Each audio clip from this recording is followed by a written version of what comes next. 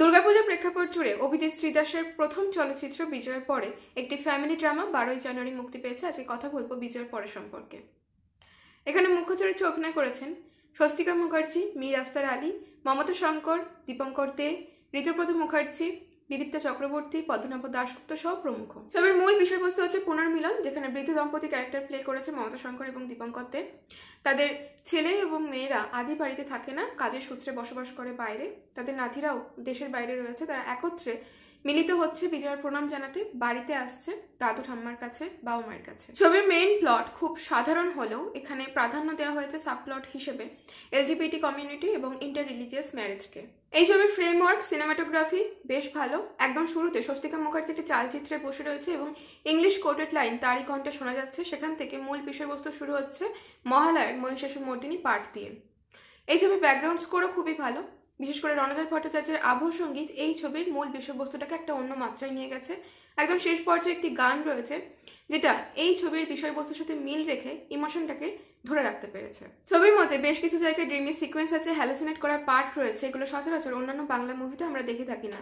এই ব্যাপারগুলো ওয়ার্ক করেছে ছবির ইমোশনের সাথে কানেক্ট থাকার দরুন।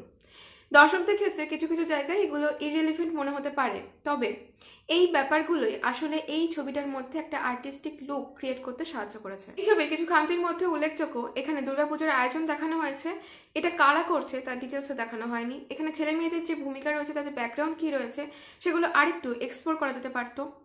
মিজানুরের সাথে স্বস্তিকা মুখার্জি ক্যারেক্টার মিনুর যে চরিত্র রয়েছে, তাদের বন্ড কিভাবে আলাপ বা ডিটেলস, এগুলো আরেকটু দেখানো যেতে পারতো। তবে এগুলোই খুব একটা এফেক্ট ফেলবে না সম্পূর্ণ চলচ্চিত্র দেখার ক্ষেত্রে। ছবিতে লজিক্যালি বিষয়বস্তু ভাবতে গেলে হবে না। অ্যাজ এক্সাম্পল, এখানে দীপঙ্কর দের যে ক্যারেক্টারটি রয়েছে, তা মারা যাওয়ার পর মমতা শঙ্কর অভিনীত ক্যারেক্টারটি কেন এখানে বাকিদের ডাকছে না হসপিটালে নিয়ে যাওয়ার জন্য।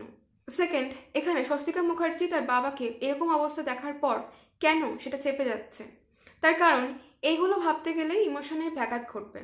সম্পূর্ণ ছবির মধ্যে ইমোশনটাকে গুরুত্ব দেওয়া হয়েছে, যে কারণে এমন কিছু কিছু দৃশ্য রয়েছে যেগুলোতে এই সিকোয়েন্সগুলো বজায় রাখা হয়েছে। ছবির এমন কোনো জায়গা নেই যেখানে খুব একটা বোর করছে। প্রত্যেকটা বিষয় এখানে খুবই গুরুত্বপূর্ণ, সম্পূর্ণ ফ্যামিলির সাথে দেখা যায় এবং প্রাসঙ্গিক কিছু ঘটনাকে এখানে প্রাধান্য দেওয়া হয়েছে।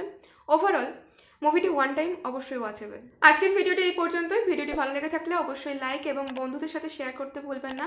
চ্যানেলে নতুন হয়ে থাকলে সাবস্ক্রাইব করে রাখবেন। দেখা হচ্ছে পরবর্তী ভিডিওতে। ভালো থাকুন, অসংখ্য ধন্যবাদ।